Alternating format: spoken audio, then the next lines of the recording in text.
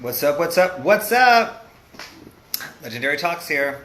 Episode number 80. We have a real New York City legend I'm very excited to chat with. Connie Fleming. She is amazing and has a long, lengthy history that I can't wait to chat with her about. She requested me right on time. Right on time, boo.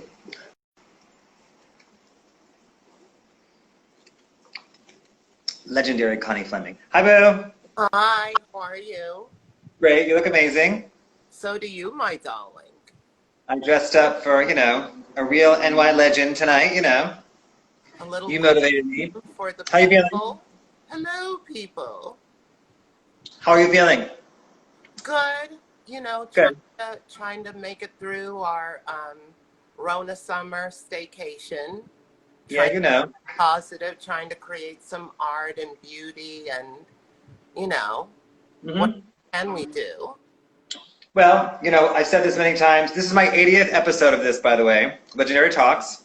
So I have said this. I said for me personally, it has, forced me to be creative in a way that I haven't had to be in a really long time. I was, realistically, I was doing myself a disservice by not challenging myself to be this. I know I'm creative. I know you are. So by not challenging myself to be as creative as I fully can be. And this kind of forced me in a great way. And that felt good to me personally. So.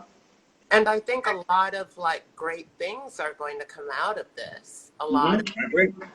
like everyone is creating and wanting to share their art, and that's so beautiful.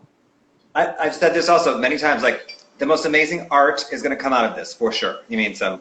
Totally, like the 70s in New York when it was like urban blight. It was like we got punk, hip hop, new wave, disco, and then house. So it's like that germinating and bubbling up. Yeah, I mean, I think that with desperation comes creativity, kind of so, extreme desperation, extreme creativity, basically. But anyway, so we're here to celebrate you. So this is called Legendary Talks. It's a show that I created during Corona. And basically, we celebrate people that have been very important to culture. Whether some of them are known by millions or known by hundreds, that doesn't matter. It's that they have made, major cultural contributions, mostly to New York, which is the center of the world anyway, but mostly based in New York, 90s, 2000s, those kind of things. People that have just been extremely, people can share their stories, and a lot of people don't know their stories, and it's about the sharing of these amazingly culturally creative stories that this person was behind this amazing, thing, or, the kind of, so anyway, lots of creative people we're celebrating here, so just so you know. And you're, spread the I'm very, and to give kudos where kudos is needed. and I'm very glad you're doing this, and I'm very excited to celebrate you, so. Oh, thank you. I'm excited to be celebrated. So to me, you are, such a trailblazer, such a visionary, and just a really New York City legend to me. That's how I see you. You've kind of been, I moved to New York in the 90s, and you've kind of been a present person, pretty, prominently present in my whole New York life. So, but if people are joining, maybe some people don't know you, how would you describe yourself to someone that didn't know you? An artist, a nightclub veteran, a runway coach, and like a lover of art and creativity and beauty. What's your sign? Leo. Oh, good. When's your birthday? July 27th, so it just passed a couple weeks ago. Happy birthday. Ice cream and felt really good about myself. Good. Most of my closest female friends are Leo, so. Okay, so growing up, I always say, I think that, when we're 8, 9, 10, 11, 12, that kind of shapes creatively who we're going to be as creative adults. Those are really formative years. Not even by teenage years, we kind of know who we are already. It's like those 8, 9, 10, 11, 12, our influences and stuff, I think, really shape us as creative adults. So I always think those are really interesting years. What was the first song that kind of blew your mind as a young person, like under teenage years, you know? Well, I am from Jamaica, so Bob Marley, and then the like that cusp before disco. All of those great R&B groups, the Jackson 5, the Ohio Players, all of that kind of stuff that was just sort of pushing the envelope of disco and ramping up to it. Like a prelude of what's to come kind of thing, yes, you know? Yes. That's great. The Ohio Players, I kind of forget about them too. They're great. You're right.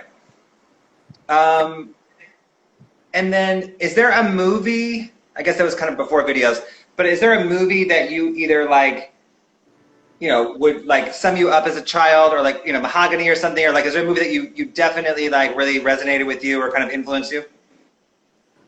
Definitely Mahogany, and there was also, I'm a total fan of the Late Late Show. So that like golden age of Hollywood, the musicals, the black and white film noir, they all like spoke to me in different ways and told me a lot about life and a lot about how people perceived African Americans. Interesting. Like, you know, on one hand, you're kind of taking from the culture, but then you're sort of degrading it so that you don't have to give credit where credit is due. Yes. So that a lot. That old story's been going on, you know. Yeah. And then another question I would like to ask, like a lot of, you know, people in general, where were you getting your information from? Like, was it the radio? Was it magazines? Was it movies? Like, you know, it wasn't music videos yet, right? Like, where were you getting your information from, basically? Like first it was kind of films that like golden age of Hollywood. Then like PBS was always my favorite, and there was always something really like, you know, like Martha Graham and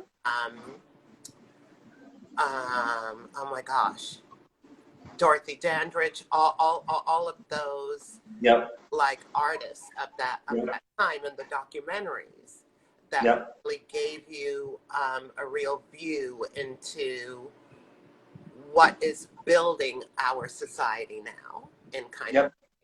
And then I discovered Italian Vogue, and after Italian Vogue, Interview, and after Interview, Details. So those were kind of my like, oh, this is where it's sort of bubbling and happening.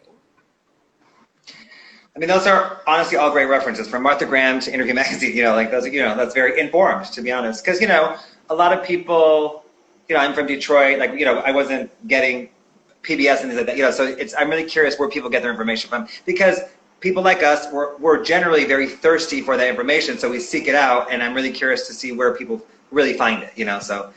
Before I forget, we have a drinking game. I'm drinking Belvedere and vodka. What are you drinking, anything? I am drinking water. I'm kind of thing. What should our drinking word be? You can choose, anything. Something you think we'll say often in this chat. Fashion. Which one? Fashion. Okay, good, fashion. Okay, great. So Interview Magazine was a cultural magazine, but also a fashion magazine. Cheers. Cheers. Cool. And then one more question. Was there anyone that you either looked up to or kind of either emulated during that time? Could be a family member, could be Diana Ross, or someone that you really kind of like, I guess, either looked up to or emulated, wanted to emulate? First, my mom. Yeah. Grandmother, because my grandmother was a really talented and incredible seamstress. Yep. And she taught me about like proportion and color. And then I would say it would be like Diana Ross, but I would kind of like more with her, would be Diane Carroll. Got it. Two great ones. And who's the first black model you remember ever seeing? Munya. It was Okay. Munya on the cover of Essence magazine. Yep. It really spoke to me because her lips were as full as mine were, and I was always like tortured as a kid by my lips and very kind of sexualized, and I didn't kind of realize what they were saying until like later. Yeah. But Munya really spoke to me. Yeah, no, shout out to Essence in general. They celebrated their 50th anniversary this year, and I worked with them for many years doing different things, and I did a little retrospect of their 50th, and they really, within their realm, they really were doing some really amazing things. You know, I really kind of forget that. They seem a little safe sometimes, but they were really doing some really interesting things the whole time. You know what I mean? So they had really like the whole range of color and feelings. Yep. On the covers and within the magazine, and they made it accessible, and it wasn't and it was about your personal style, which I am so glad that they gave me that gift. And they made it relatable where you could see yourself on the cover, and you know that. Yeah, so that's another amazing thing. So shout out to Essence. Just sidebar. Okay, so you grew up in New York City in the 80s. I'm very jealous of that. I did not. And, you know, I'm kind of obsessed with, like, you know, that Keith Haring, Madonna, Warhol 80s. You know, it just seemed, again, like we're talking about, so creative, so desperate, and so amazing. And because of that, all these amazing things, you know, came out of that. Not too unlike where we're at right now, where we're headed, I feel like. You know, it's kind of a cycle. I feel that, at least. But I want... Say again? A renaissance. Kind of. Yes. And then please tell me everything about the New York in the 80s. Please describe it to me. Well, the street culture was bubbling. Yep. You you know, you heard different languages, different feelings, different music from block to block. And where did you grow up? What neighborhood? In Brooklyn, in Flatbush. Oh, cool. So, like, you know, you would go from the Jamaican neighborhood, and then you would hear a little bit of Haitian patois, and then you would hear Jamaican patois, and then you would hear, like, reggae music, and then you would hear calypso, and then you would get on the train, and depending on where you got off the train, if you got off in Chinatown, the sights and the smells and the language were there, and it wasn't that it was tolerated. It's just that's how it was, and you kind of embraced it because it was a melting pot. Literally, you mean? Somewhere, like, you know, when yuppies kind of came in and sort of encased themselves in their sort of wealth, it became, you know, déclassé, but it created so much. And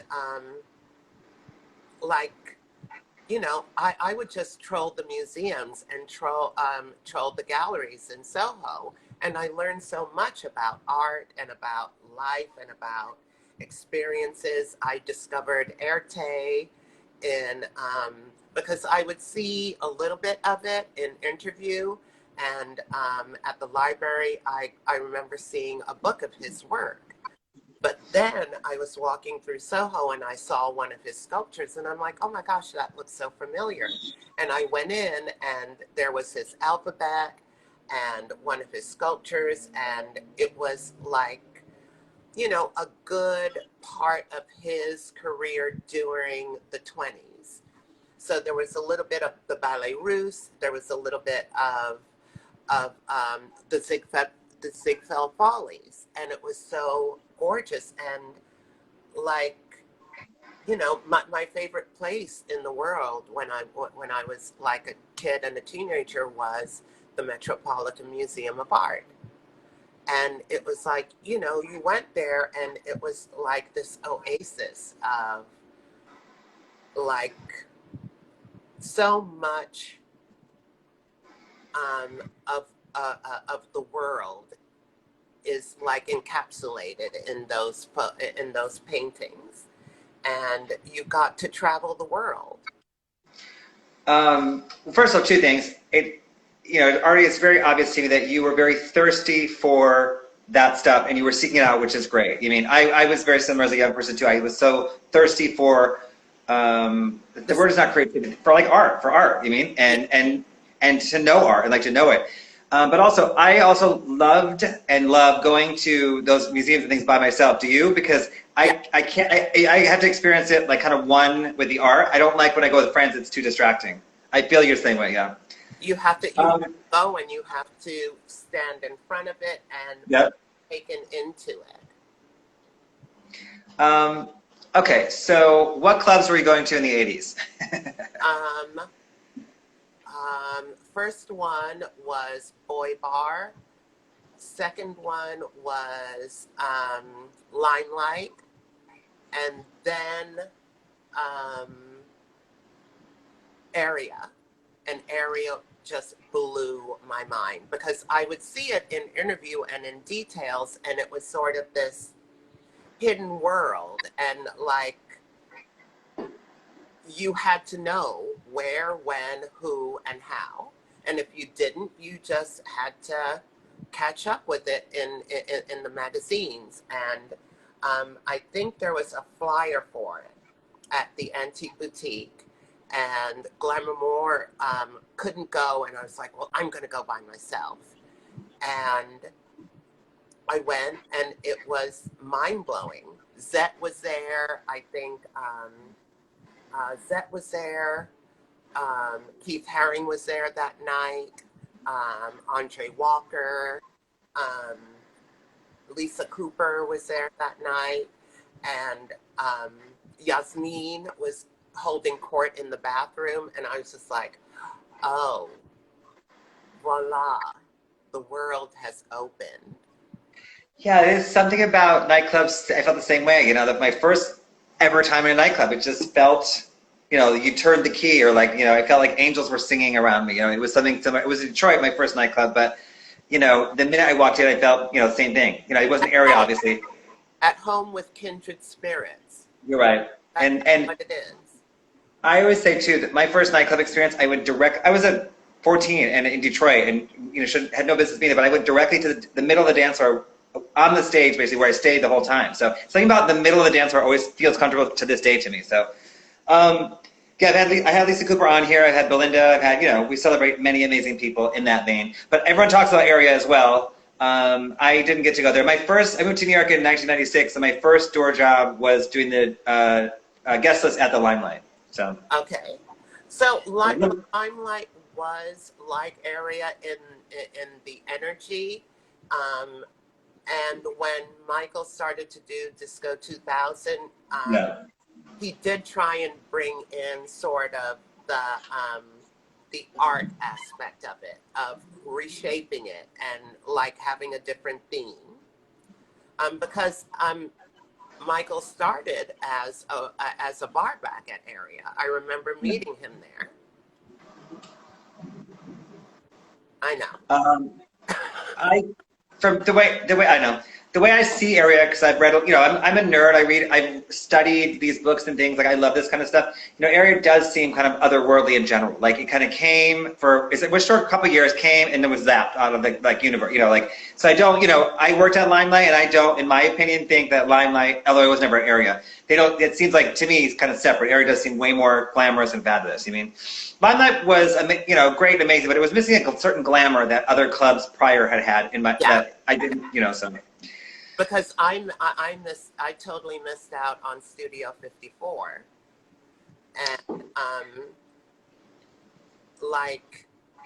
I think that because in Gia Carnegie's book,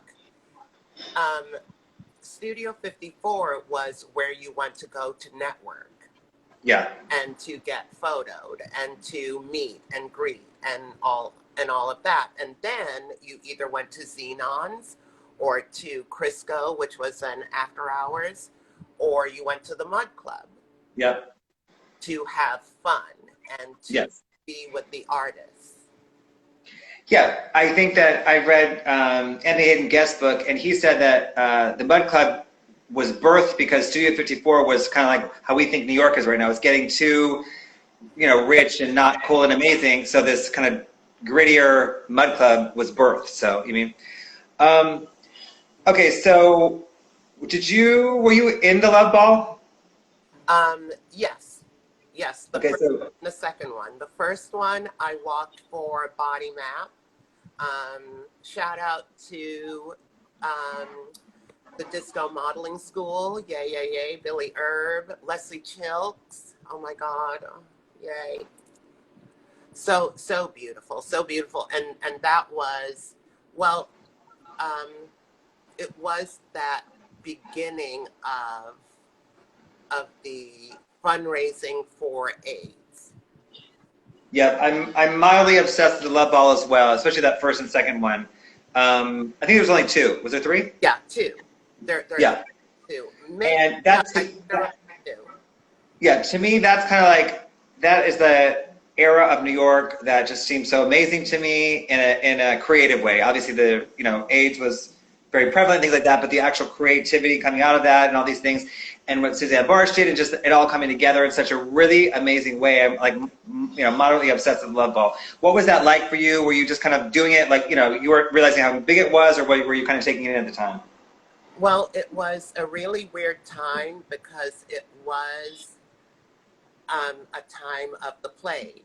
Yeah, And you didn't know when you would see whomever again. yeah, yeah, So there was an urgency to fundraising and yeah, to giving of the community and like galvanizing the community. And then like when you got there, it was like overwhelming yeah, and so beautiful, and yeah. the outpouring of talent and the outpouring of love to bring awareness to what was happening, to make sure that who was here and suffering had a little bit of ease, because it's a lot like now where people are taking advantage and kicking people while they're down.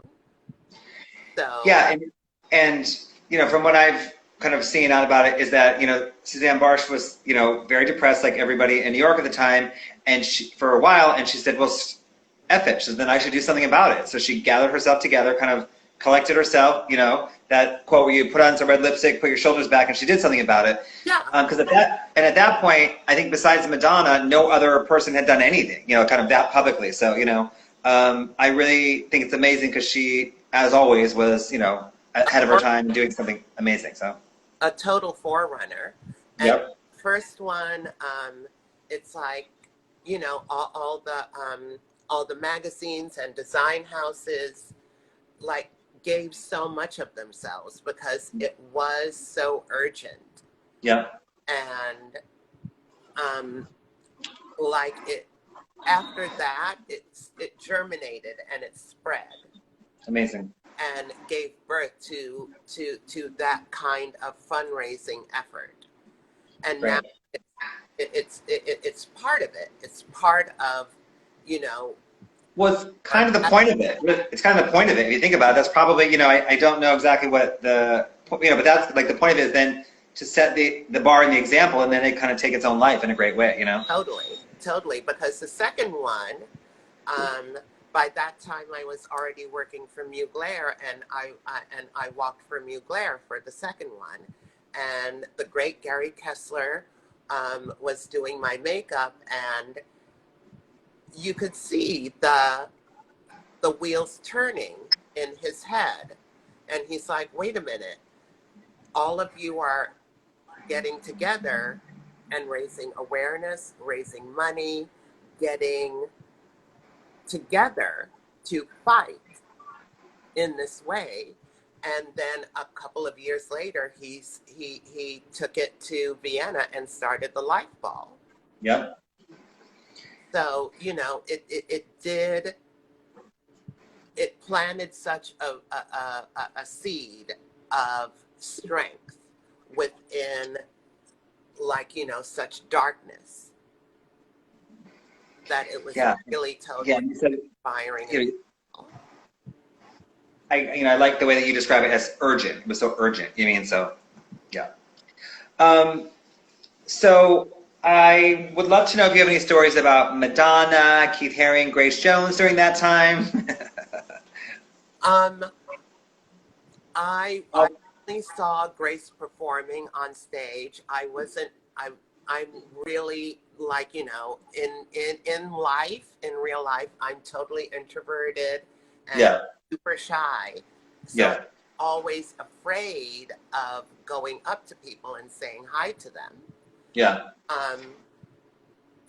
Because even with Keith Haring, I remember seeing him on the subway doing the, yeah, the art, and I was like, oh my God, that's so beautiful. And then, like, I saw him at the Paradise Garage, and then yeah, he came up to me because he knew me, and I'm like, well, how do you know me? yeah, Is this a joke? Where's our yeah, picture? You know, yeah, that kind of stuff. So I remember the first time I saw her was at the Palladium. Blew my freaking mind, yep, because she saved my life in so many ways yep, growing up, and like those last years of high school. yep. And like, you know, she was Wakanda before Wakanda. Also, your Jamaican sister, you know? Totally, totally. You know? So like, it was on so many levels. And then Yeah, one night, I was doing the door at Life, and she just wafted in. I was just like, oh my God, I can't even lift my eyes to look at it. And I went downstairs for a break, and Tina Paul was there taking pictures, and she was like, oh my God, come here. And I was like, what? Where are you going? Do you want a drink? I have drink tickets. And she had me by the hand, and she was pulling me through the crowd, and she stopped and swung me around, and there she was. And she was like, okay, you have to sit down, and we have to take a picture together. And that's one of my favorite pictures. amazing. Like, you know, she was gracious, and like, you know, you can't say nothing to her. What can you say to her? Honestly, I saw her perform in Detroit last year. I flew myself to Detroit, where I'm from, to go see her in concert at one of my childhood venues I used to go to as a kid, and it was amazing as always. I mean, I've seen her a million times. But. It's like it's like, you know, seeing the person that created, Correct. and that is sort of the starting point for so much. I mean, Yeah. he and Bowie are like, you know, they kind of molded that the end of the 20th century. Did you ever meet Bowie? No, I didn't. I never got to meet him.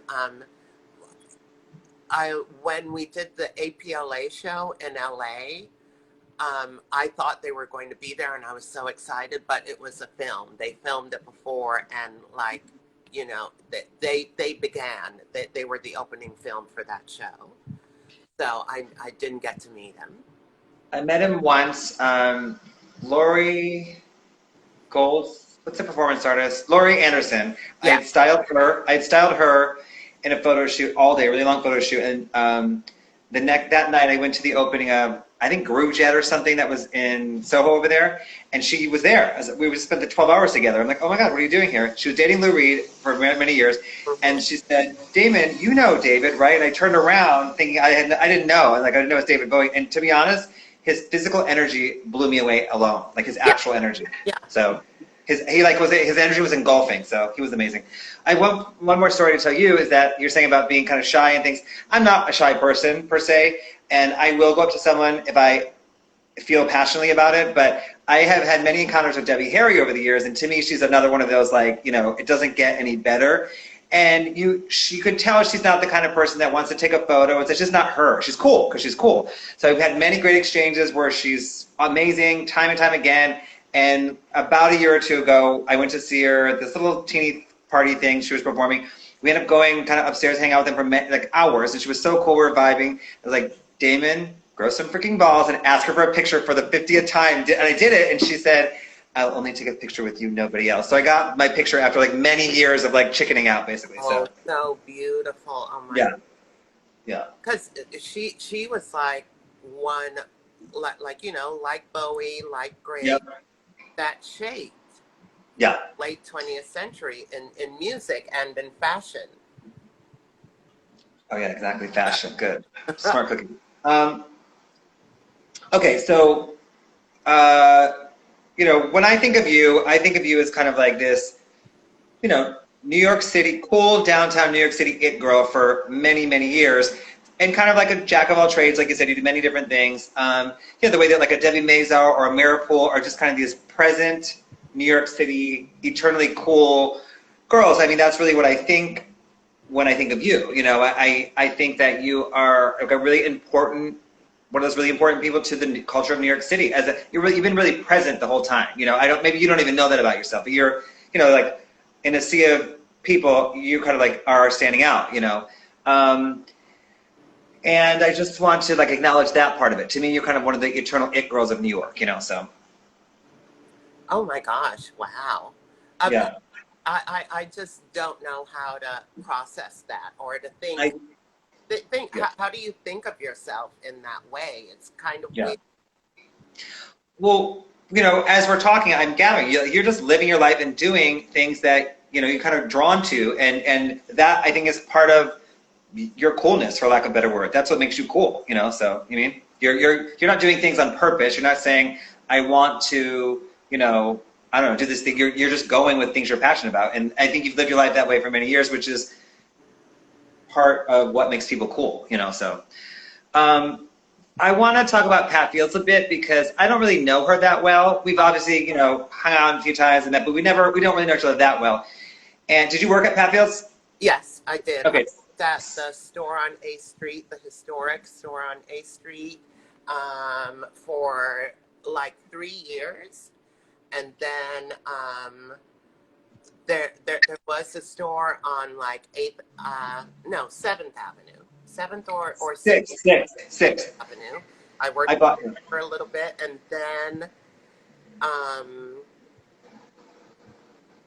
after I stopped modeling, I came home and was looking for work, and she had hired David Dalrymple that season, and they wanted her to do a show at the library, the CFDA. And they were like, well, who can we get that, like, you know, knows the inner workings? And they called me up, and I went up there and started to work up at the showroom. Amazing. But because what Pat in general, I just kind of, because Paul Alexander was on, I think, last week or 2 weeks ago, and he was saying too, Pat being the pinnacle, to me, Pat is one of the most important people to New York City they've ever had, ever. Yeah. So, and again, I don't know her that well, and I really, you know, I wish, I've told her many times, write a book and things like that, because I think people need to know her story as well in detail. But why do you think that she was, like, kind of saw the brilliance in all these people that I guess society at the time was not really seeing their brilliance or their, you know, why was she kind of celebrating and highlighting these people that other people weren't? Like, what do you think? I'm just curious. I think she wasn't afraid. Mm-hmm. She loves talent and cannot like see talent and not want to facilitate it and help it grow and teach it, because I think her experiences of seeing super talented people being taken advantage of, like, you know, falling into traps of, like, you know, drugs and everything like that. And like, I think she doesn't want to see that happen. So if you are willing, she will take you under her wing and teach you. Because when I was working on A Street, there were like all these young designers that would come in, and she would be like, well, you want to sell that? Why is that one have blue thread, and why does that one have pink thread? Buy the same thread. Yeah. You know, get labels, do this, do markups. Like, you know, buy it in bulk and try and make 20 of them and bring it to me, because, like, you know, you brought 4 on Tuesday, today is Thursday, and they're all gone. Yeah. Get the spirit, sister. Yeah. So, you know, and I think that was her kind of, that her energy of fostering artists has made her really integral in the workings of the artist community and the design community and the fashion community in New York. Yeah, but also culture. Like, you know, I think she, like, yes, fashion, very important to fashion, but the reality is that, I think what she was doing was, she was moving culture more than fashion, even, to me, but. Because she is a brilliant forecaster. Yeah. Yeah. My first visit to New York, I came on July 4th weekend, and I went to the 6th Avenue store, and I bought something from Pat Fields. I thought it was cool. I remember Cody, I think Cody was working there at the time. I remember Cody, yeah. Yes. So, and she, actually, one more thing about Pat too. Pat was kind of mentor or like mother to many, like to so many people. She's like an integral person in many people's story, so. Yeah, no, because she was mentor to Basquiat, to Keith Haring, to Stephen Sprouse, Andre Walker, Richard Cruz, David Dalrymple. And then she and her girlfriend, I think they owned a bar somewhere, and I think some of the ball kids came in, and I think they invited her up to the ball. I'm not sure how she got up to Harlem, up to Elks Lodge, but she went and she saw a room of flowers blooming, and saw that this driving culture of people that were like-minded, like she was, about the house and about somebody that advocates for you and will the mother or figure or mentorship brought that to all of that, nurturing and all that, so I mean. So she's amazing, and visionary is like an understatement when you talk about her, but I just think that I was really curious to see why she was kind of, like I said, why was she so drawn to all these people that people were not necessarily in society at the time really drawn to? You know what I'm saying? Well, it's a kindred spirit of art, and you have to kind of remember that she came up in the 60s when, like, at the beginning of the women's movement and the gay movement and the racial movement. Yeah. So she knew what the world was and knew that you needed an ally. And you needed somebody to show you the way. So she wanted, and she saw talent, and she could not see talent and not try and help it and foster it and advocate for it. That's a really interesting point. I don't think of her in the 60s because, first of all, she always seems way younger than she really is, but I don't even think you're right. She was coming up in a time where all these revolutionary things were happening. That's how she was probably a teenager in her early 20s. That's really informative years in that way. So she probably took that into the next decades with her. See what I'm saying? Interesting. I never thought about that. Okay, so I would love to talk about your modeling now. So, your modeling resume is basically everyone I've ever loved, you know, you worked with. So obviously Mugler and you, how did you meet? You worked with Mugler pretty often, right? Yeah. For at least 4 or 5 years. I Danilo Dixon, Yep. Desmond Yep. Cadigan, were telling him about me because they had known me from performing at Boy Bar and from Yep. seeing me around town. And he was like, yeah. And then one night I was dancing the night away, happy as a clam at the Paradise Garage. And this guy came up to me and said, "Hi, how are you?" And I'm like, "Hi, how are you?" And he's like, "Oh, you're really, you know, gorgeous, all like that." And he's like, "Do you model?" And I was like, "Well, you know, a couple of people have asked me, but," and he's like, "Okay. And you said your name was Connie?" I was like, yeah. So I can't remember if he gave me his card or not, or I can't remember. Yeah. So a couple of months passed, and we did that ball at Patricia Fields for that 1980, the 1989 ball, and which changed and gave birth to Vogue and Malcolm McLaren and all of Yeah. that. Yep. Like, you know, that one of those pivotal moments created by Pat and Myra Lewis. So Stephen Meisel was one of the judges and saw me and asked Jimmy Paul, like, you know, to get me, and I took some pictures with him. And they never came out because Azzedine Alaya didn't like them and didn't like boys being in his clothes. So then John Badham, I think, also said, like, you know, Connie is really incredible. You should meet her. And I think Desmond and the guy who came up to me at the Paradise Garage, who turned out to be Alex Malka,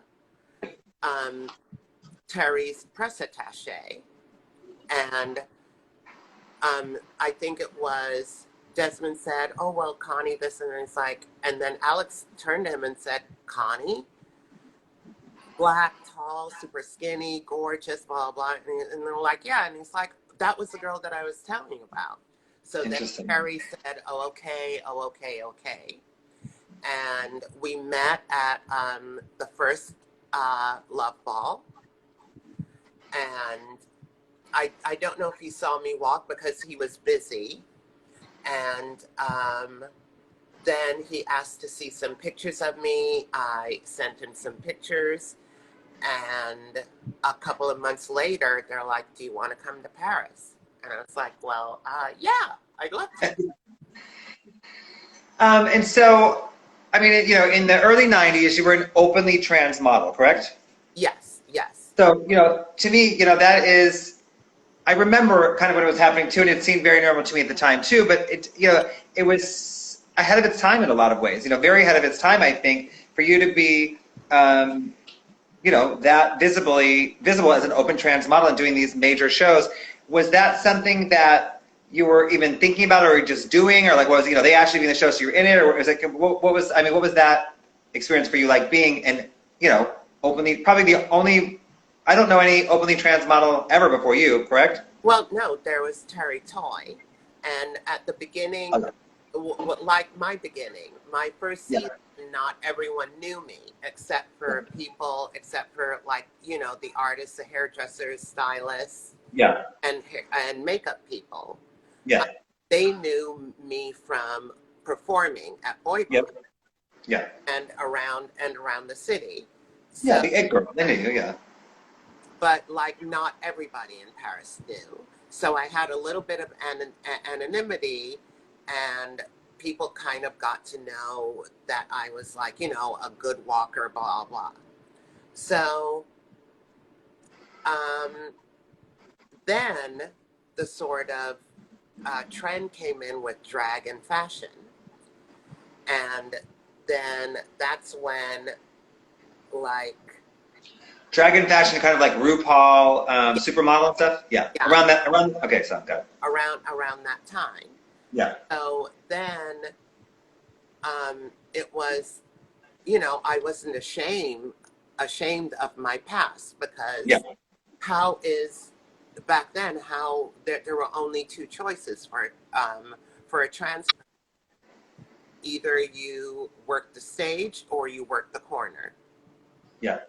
Those were the only two options. Yeah. So there was nothing for me to be ashamed of, and I was really sort like super enthusiastic and happy Yeah. about my transition. Yeah. I didn't feel like I had to hide it. Yeah. But then when the trend came in, like, you know, it was a lot of, oh, well, you used to do this, so we'll ask you. And then it sort of put me into that drag kind Got of. it. Yeah, they lumped everyone together. They lumped everyone together, right? Yes. Yeah. But I mean, you know, the reality is, though, you were working in Paris like nobody's business, doing tons of shows for these amazing designers. Well, I did Mugler, and I did Westwood. Okay, well, that's I didn't get to do like a lot of other. I did Entree Walker, and that was here in New York. I did, like, you know, a lot of small designers here in New York, young design companies. Do you think that you were Mugler's muse? Did he ever say it, or in a way, or not really? Yeah. For the Red Cowboy. Yep. Yeah, I was kind of mused, dude. Oh my God. Great. Because we shot in the desert that summer, and I had gone to Japan. One of my last trips to Japan as a performer, and walking through Harajuku, because the shopping is so beautiful there. Yes. Yes. If you want to shop, you've got to go to Japan. Yeah. It's everything. And we were walking through, and I saw this Moschino straw cowboy hat, and I was like, oh, okay, yes, you are mine. You are coming home with me. Mm-hmm. And we were shooting out in the middle of the desert, and I was like, oh my God, I have my hat. And that totally sort of, like, you know, was kind of a spark for him for the Western collection. Got it. And then also you're in the Too Funky video, obviously, which is like, you know, to me, probably one of the best videos I think that like was ever made. You know, I remember it kind of blowing my mind as well. Rosita Palma is a friend of mine. She's in it. Linda Evangelista, Tyra Banks, all these other people. And then that metal, you know, kind of like corsety thing with the helmet. That's, you know, to me is one of the most, in my top 5 fashion history ever, that thing, you know. And, you know, I also, any young person that I come in contact with, you know, that I kind of know, I make them watch that video and Madonna Truth or Dare. I'm like, these are things you need to know. You mean, so what was that experience like? To me, you know, that's when it was like, you know, really booming, and really, it was like, you know, that when that video came out, it kind of blew my mind in a great way. So, well, it was at that point, like, it was very the AIDS epidemic was still really going strong and taking people day in, day out. Yeah. And that sort of love ball, let's get together and galvanize as a community and do some fundraising. And we get to Paris, and like, I get off the plane and get into the hotel, and who's coming down the hallway but Joey Arias? And he's like, come with me. And we went and had breakfast, and then they came and got us, and we went to the studio. And like the energy of giving and the energy of, you know, this is just not pretty clothes for a music video. This is a slice of life. Yeah. We're going to take you behind the scenes and show you what happens in front, on the runway, and behind the scenes backstage. And that first day, it was like, you know, experimental in a way, and like very Mugler. Yeah. But he created his world. It went Yep. from his photography and fashion into his world. And that first day, I think George arrived in the afternoon and like was there and everything like that. And we went to lunch, and I think somebody came back and said, we have to go back in. And we're like, what's going on? And we go back in, and they're taking all of the clothes. And we're like, what's going on? And George and Terry had this meeting of minds. Yeah. Infamous disagreement. Battle to end Yeah. battles. And Terry was like, oh, okay, you can keep the studio, but I am taking my bitches and my clothes, and I am out. Yeah. Yeah. But then, who taught me one of the greatest diplomatic lessons of my life? Linda Evangelista went Amazing. back and forth and negotiated and got them to come together and finish it, because she was like, I've lost friends, you've lost friends, Yeah. lost friends, Wow. and we cannot let this opportunity slip from our hands. We have a chance to give to the world, and we cannot lose it. Yep. He saved Too Funky. Wow, that's an amazing story. I did not know that. Wow, really interesting.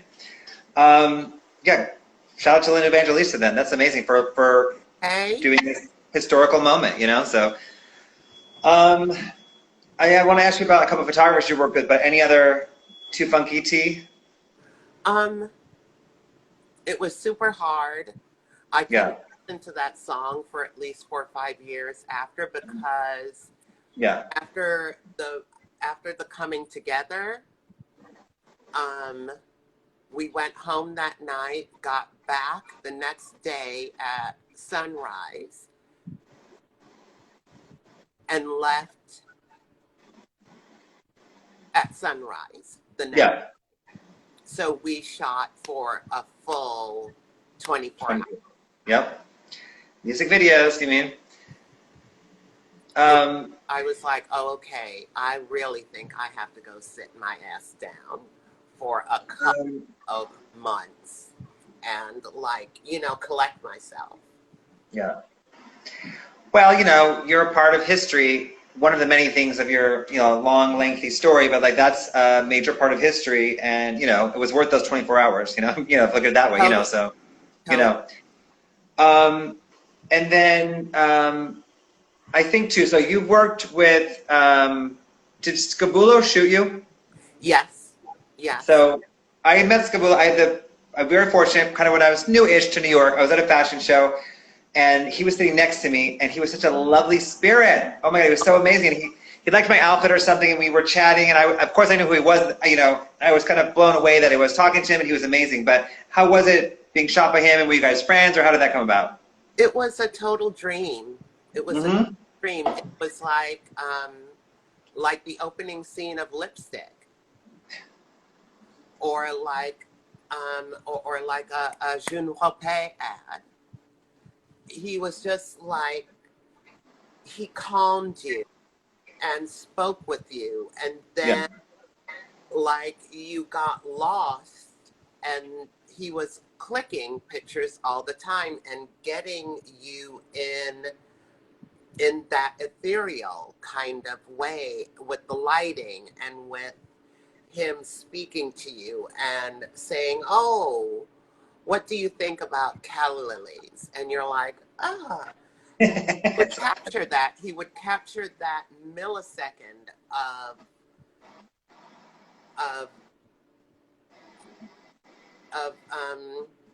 relaxed beauty and purity. You being the purity, he knew how to bring out people's purity. I assume. I don't know, but you know. No, totally. What did you shoot with him for? Like, what was it for? It was supposed to be for his forthcoming book, but he passed away before that happened.